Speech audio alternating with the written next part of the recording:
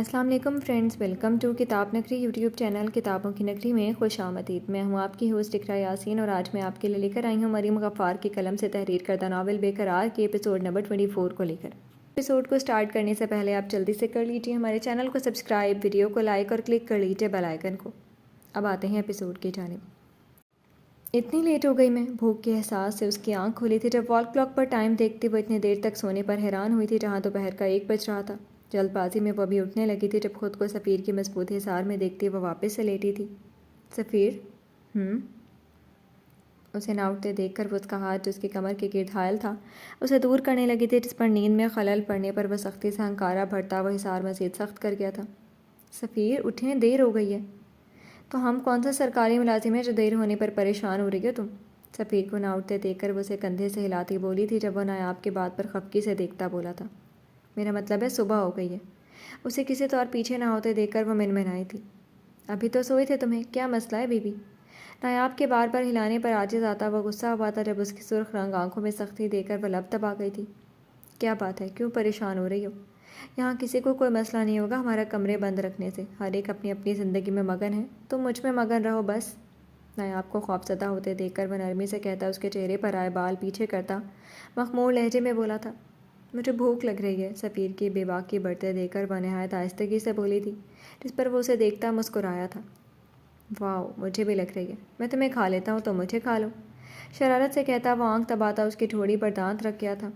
نہیں سفیر، مجھے سچ میں بھوک لگ رہی ہے۔ سختی سے آنکھیں بند کرتی وہ رو دینے کو ہوئی تھی۔ اچھا نا، مذاق کر رہا تھا، ابھی منگواتا ہوں ناشتہ۔ بس نہیں، میں خود جاؤں گی۔ نایاب کی حساسیت پر مسکراتا وہ سائڈ ٹیبل سے ریسیور اٹھاتا بولا تھا جب وہ اسے روک گئی تھی۔ نہیں، تم کہیں نہیں جا رہی، لیٹی رہو چپ چاپ، ساتھ ناشتہ کریں گے۔ سفیر، اچھا نہیں لگتا، سب کیا سوچیں گے؟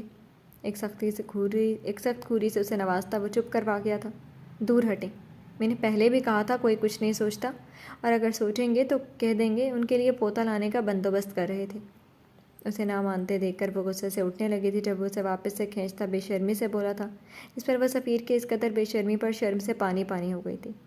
آپ بہت برے ہیں، خفگی سے کہتی وہ اس کے سینے پر مکے مارتی بولی تھی۔ تمہیں پتہ چل تو گیا ہے؟ نایاب کے شکوہ کرنے پر وہ اس کے کان کے قریب سرگوشی کرتا مسکرایا تھا۔ سفیر، کہاں نہ نہیں جانا؟ اسے ابھی بھی ضد کرتے دیکھ کر سفیر نے اسے ٹوکا تھا جب اس کا فون رنگ ہوا تھا جو اس نے ابھی آن کیا تھا۔ ددو، گڈ مارننگ ددو۔ اسکرین پر بلند احمد صاحب کا نام دیکھتا وہ سنجیدہ ہوا تھا۔ سنجیدہ ہوتا سیدھا ہو کر بیڈ گراؤنڈ سے ٹیک لگا گیا تھا۔ جب خود کو آزاد پاتی وہ جانے لگی تھی مگر برق رفتاری سے اس کا ہاتھ پکڑتا وہ اسے اپنے قریب تر کرتا مسکرایا تھا۔ گڈ مارننگ برخوردار، کہاں ہو؟ سفیر کے لہجے میں سرشاری دیکھتے بلند احمد صاحب نے پوچھا تھا۔ جہاں ہونا چاہیے تھا ددو۔ نایاب کو دیکھتا وہ مسکرایا تھا۔ بہت خوش لگ رہے ہو، سیدھا جواب دو۔ سفیر کے الٹا جواب دینے پر بلند احمد صاحب نے سامنے بیٹھے حمدان صاحب کو دیکھتے کہا تھا، میں روم میں ہوں۔ رات گزر گئی ہے سفیر، دن چڑھ گیا اور تمہارا کوئی اتا پتہ نہیں، جلد گھر آؤ۔ بلند احمد صاحب کے لہجے میں غصے کی رمق محسوس کرتے سفیر نے صحیح بتایا تھا، پر شاید بلند احمد صاحب سمجھ نہیں پائے تھے تبھی سخت گیر لہجے میں بولے تھے، گھر پر ہی ہوں ددو، آپ کے بہو کے ساتھ، نیچے آ رہا ہوں۔ بلند احمد صاحب کی بات پر نایاب کو اپنی گرفت میں مچلتے دیکھ کر بولا تھا جب وہ سفیر کے الفاظ پر اسے گھورنے لگی تھی کہ تبھی اسے دیکھ کر آنکھ دباتا وہ جملہ پورا کرتا فون بند کر گیا تھا۔ ہاں ہاں ہاں، کتنے بدتمیز ہیں آپ سفیر۔ کیا کہا؟ یہی نا کہ ان کی بہو کے ساتھ وہ نیچے آ رہا ہوں۔ بلند باغ کہا لگاتے سفیر نے نایاب کے غصے سے پھولے رخسار پر لب رکھتے ساتھ پر زور دیتے ہوئے کہا تھا، تم مجھے دیکھو اور کھوئی رہو، میں فریش ہو کر آتا ہوں۔ نایاب کو اپنی طرف دیکھتا پا کر وہ شرارت سے کہتا فلائنگ کس دیتا ڈریسنگ روم کی سمت بڑھا تھا۔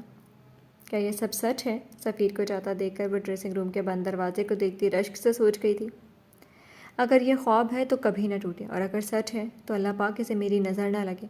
سفیر سچ میں مجھ سے محبت کرتے ہیں۔ اپنے دونوں ہاتھوں میں چہرہ چھپاتی وہ رونے لگی تھی اپنے لیے۔ سفیر کی محبت تو وہ دیکھ چکی تھی اور اب وہ کبھی بھی اس سے دور نہیں ہونا چاہتی تھی۔ سویٹ ہارٹ، کیا سوچ رہی ہو؟ کہہ دو، مجھے ہی سوچ رہی تھی۔ ڈریسنگ روم سے نکلتا وہ نایاب کو سوچ میں ڈوبے دیکھ کر اس کے سامنے چٹکی بجاتا بولا تھا جب وہ سفیر کو دیکھتی نفی میں سر ہلاتے مسکرائی تھی، تو میں مان لوں؟ نایاب کے مسکرانے پر وہ ڈریسنگ ٹیبل کے شیشے میں نظر آتے نایاب کے عکس کو دیکھتا مسکرایا تھا۔ کیا بات ہے، فریش نہیں ہونا؟ مدد چاہیے؟ اسے ایسے ہی خود میں مسکراتا دیکھ کر وہ لہجے میں محبت سموئے اس کے پاس آتا معنی خیزی سے کھویا ہوا تھا۔ جی نہیں، آپ رہنے ہی دیں مدد کو، پھر بھی کوئی ہیلپ چاہیے تو میں یہاں ہوں۔ یہاں سفیر کی بات کا مفہوم سمجھتے وہ خفگی سے کہتی ڈریسنگ روم کی سمت بڑھی تھی جب وہ پیچھے ہی ہانک لگاتا بولا تھا، یہ ناول آپ کتاب نگری یوٹیوب چینل پر پڑھ اور سن رہے ہیں۔ جلدی کرو سویٹ ہارٹ، سب ہمارا انتظار کر رہے ہیں۔ ڈریسنگ روم سے نکلتی نایاب کو دیکھتا وہ بال بناتا بولا تھا، اب چلے جائیں، مجھے دیر لگے گی۔ اپنے گیلے بالوں کو دیکھتی وہ سفیر کو جانے کا کہتی ہیئر ڈرائر نکالنے لگی تھی۔ کیوں دیر لگے گی؟ بال سکھانے اور بنانے بھی ہیں، آپ چلے جائیں۔ بھوک کسے لگی ہے؟ میں تو سارا دن کمرے میں رہ سکتا ہوں بغیر کچھ کھائے۔ نایاب کے انکار کرنے پر وہ ہیئر ڈرائر اس کے ہاتھ سے لیتا گھمبیر لہجے میں بولا تھا، میں کر لوں گی، میں ہیلپ کر رہا ہوں، تم جیولری پہنو جلدی۔ نایاب کے منع کرنے پر وہ اس کے کان کے قریب سرگوشی کرتا مسکرایا تھا، نہیں یہ نہیں، ریڈ لپسٹک لگاؤ۔ اسے پنک لپسٹک لگاتے دیکھ کر وہ روکتا فرمائش کر گیا تھا، جس پر وہ لب کاٹتی ریڈ لپسٹک لگا گئی تھی۔ بیوٹیفل۔ آئینے میں ابھرتے نایاب کے خوبصورت چہرے کو دیکھتا وہ آنکھ دباتا مسکرایا تھا، یہ نہیں لگائیں، مجھے بہت تیز ہے، ویسے تو تم میں پھر میری خوشبو ہے، پھر بھی میں چاہتا ہوں تم میری فریگننس استعمال کرو بی بی۔ نایاب کے لاکھ منع کرنے کے باوجود بھی وہ اس کی گردن پر سپرے کرتا خمار زدہ لہجے میں کہتا اس کی گردن پر انگلی پھیرتا بولا تھا، چلیں دیر ہو رہی ہے۔ سفیر کی بولتی نظروں سے کنفیوز ہوتی وہ جلدی سے دوپٹہ درست کرتی بولی تھی، نہیں ابھی کچھ دیر اور لگاتے تھے۔ نایاب کو دیکھتا وہ اس کے کمر کے گرد حصار باندھتا بولا تھا، سفیر تمہیں پتہ یہ تشنگی اتنی جلدی ختم نہیں ہونے والی ہے، اس کے لیے تمہیں ساری زندگی میرے ساتھ رہنا ہوگا، مجھے برداشت کرنا ہوگا۔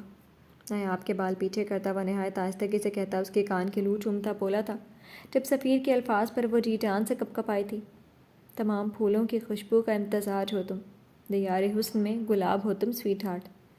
چلیں سب کیا سوچیں گے؟ نایاب کے رخسار سے لاتا وہ ایک بار پھر سے بہکنے لگا تھا جب اسے نہ مانتے دیکھ کر نایاب نے اسے دور کرتے خفگی سے دیکھا تھا، حسین تو اور بھی ہیں لیکن کوئی کہاں تجھ سا جو دل جلائے بہت پھر بھی دل ربا ہی لگے۔ نایاب کے دور کرنے پر منہ کے زاویے بگاڑتا وہ خفگی سے کہتا باہر کی سمت بڑھا تھا، جس پر وہ مسکراتی ہوئی اس کے پیچھے ہوئی تھی، یہ ناول آپ کتاب نگری یوٹیوب چینل پر پڑھ اور سن رہے ہیں۔ اگر سفیر گھر ہے تو پھر یہ لڑکی کس کے ساتھ تھی؟ سفیر کی گھر پر موجودگی کا سن کر ہمدان صاحب نے پریشانی سے سوچتے سامنے غیر حالت میں بیٹھی لیزا کو دیکھتے ہوئے کہا تھا، کہیں سفیر جھوٹ تو نہیں بول رہا بابا سائیں؟ لیزا سے نظر چراتے ہمدان صاحب نے سفیر پر اپنا شک ظاہر کیا تھا، جس پر بلند احمد صاحب سوچ میں پڑے تھے۔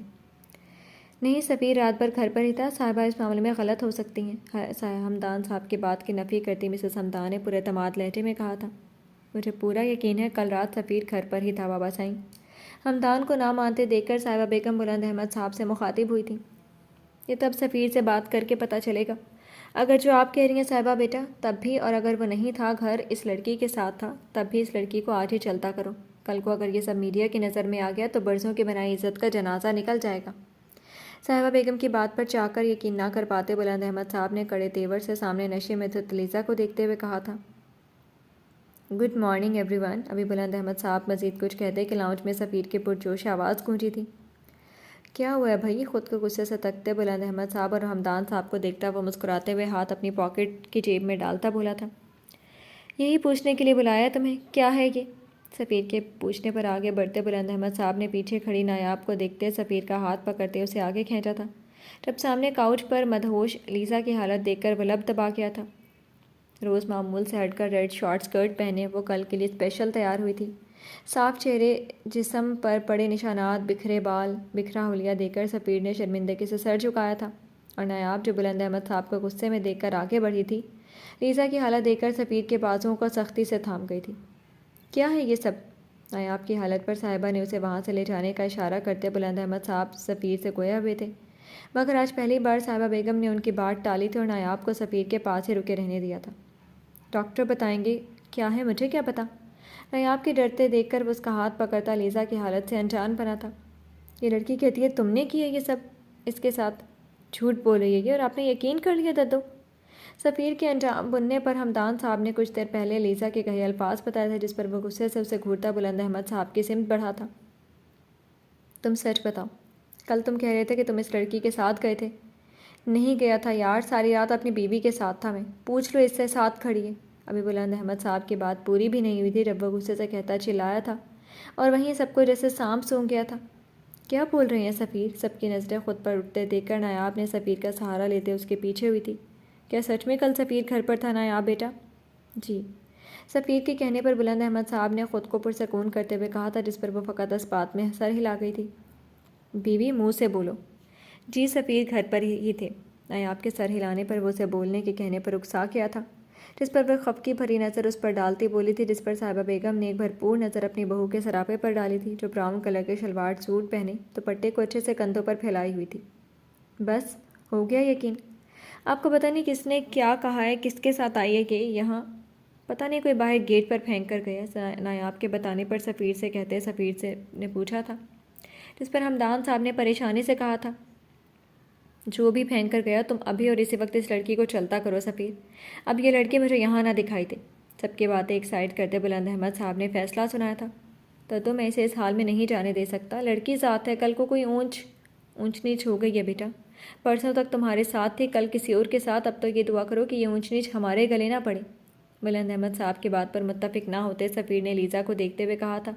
جب وہ غصے سے کہتے ہمدان صاحب سامنے آئے تھے، وہیں ان کے الفاظ پر نایاب نے سختی سے سفیر کی شرٹ پر پکڑ مضبوط کی تھی۔ دیکھیں ڈیڈ، اسے ہوش میں تو آنے دیں، میں بات کروں گا اس سے، یہ بتائے گی۔ کیا بتائے گی؟ جو کہہ رہی ہے تم نے کیا یہ سب۔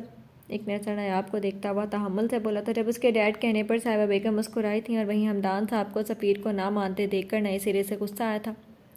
تم چاہتے کیا ہو سفیر؟ ہم جو سر اٹھا کر چلتے ہیں دنیا میں وہ جھک جائے، ہم منہ چھپاتے پھریں؟ ہمدان اتنا بھی غصہ نہ کریں کہ جو غصے میں آپ اپنے فائدے محسوس نہ کر سکیں۔ غصے سے سفیر کا گریبان پکڑتے ہمدان صاحب تھاڑے تھے، جب آگے بڑھتی صاحبہ بیگم ان کا ہاتھ پکڑتے آہستگی سے کہا تھا، ڈیڈ ایسا کچھ نہیں ہوگا، میں ہینڈل کر لوں گا، آپ لوگ ریلیکس کریں۔ ہمدان صاحب کے گریبان چھوڑنے پر وہ شرٹ صحیح کرتا بلند احمد صاحب کی سمت بڑھا تھا، جب سفیر کے ڈیڈ کہنے پر ہمدان صاحب نے حیرت سے صاحبہ بیگم کو دیکھا تھا۔ دتو مجھے کچھ وقت دیں، لیزا کا کوئی نہیں ہے، کئی سالوں سے میرے ساتھ ہی اپارٹمنٹ شیئر کرتی آئی ہے، اگر ایسی حالت میں چلی بھی گئی تو میں خود کو معاف نہیں کر پاؤں گا، جیسے یہ اسٹیبل ہوگی آئی پرامس میں اسے واپس بھیج دوں گا۔ بلند احمد صاحب کے ہاتھ کو اپنے دونوں ہاتھوں میں لیتا وہ انہیں یقین میں لیتا بولا تھا، بابا صاحب میں سفیر کی بات سے متفق ہوں، ایک لڑکی کو ایسے نہیں چھوڑ سکتے، پلیز کچھ دن اور برداشت کر لیں۔ سفیر کی بات سے متفق ہوتی صاحبہ بیگم نے بلند احمد صاحب سے درخواست کی تھی، ٹھیک ہے، پر اب یہ لڑکی میرے سامنے بالکل بھی نہ آئے، اور نایاب سے بھی اسے دور رکھنا۔ ایک نظر صاحبہ بیگم کو دیکھتے بلند احمد صاحب نے سخت گیر لہجے میں کہتے لیزا کو نایاب سے دور رکھنے پر زور دیا تھا، اور بغیر کچھ بھی سنے وہاں سے چلے گئے تھے۔ وہ مزید یہ سب برداشت نہیں کر سکتے تھے۔ ٹھیک ہو گیا، اسے کمرے میں بھجوا دے مام۔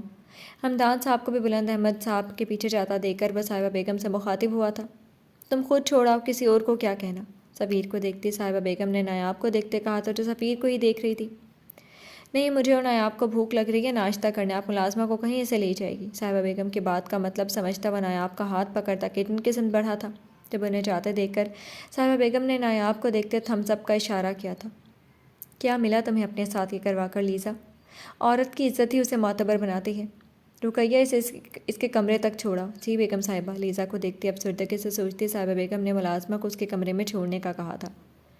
یہ ناول آپ کتاب نگری یوٹیوب چینل پر پڑھ اور سن رہے ہیں۔ لیزا سے بات کرنے کے لیے وہ اس کے کمرے میں آیا تھا، جب اسے کہیں نہ پاتا وہ اسے پکارنے لگا تھا، ابھی وہ اسے ڈھونڈ ہی رہا تھا جب اس کی نظر سائڈ ڈرار پر رکھی چیٹ پر پڑی تھی۔ صفی بیوی، میں اس وقت کسی سے بھی نہیں ملنا چاہتی، مجھے اکیلا رہنا ہے۔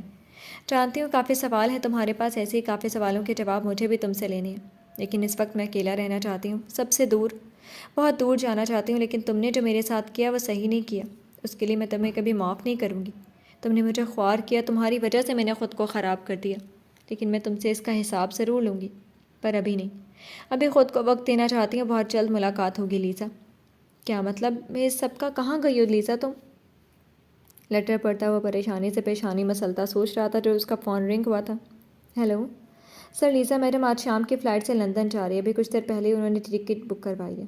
ٹھیک ہے، ٹریول ایجنٹ کے بتانے پر وہ گہرا سانس لیتا فون بند کر گیا تھا۔ جی تو فرینڈز، کیسی لگی آپ کو سیکنڈ لاسٹ ایپیسوڈ؟ میں امید کرتی ہوں آپ کو پسند آئی ہوگی، کمنٹ سیکشن میں ضرور بتائیے گا۔ تب تک کے لیے اجازت دیجیے، شکریہ، اللہ حافظ۔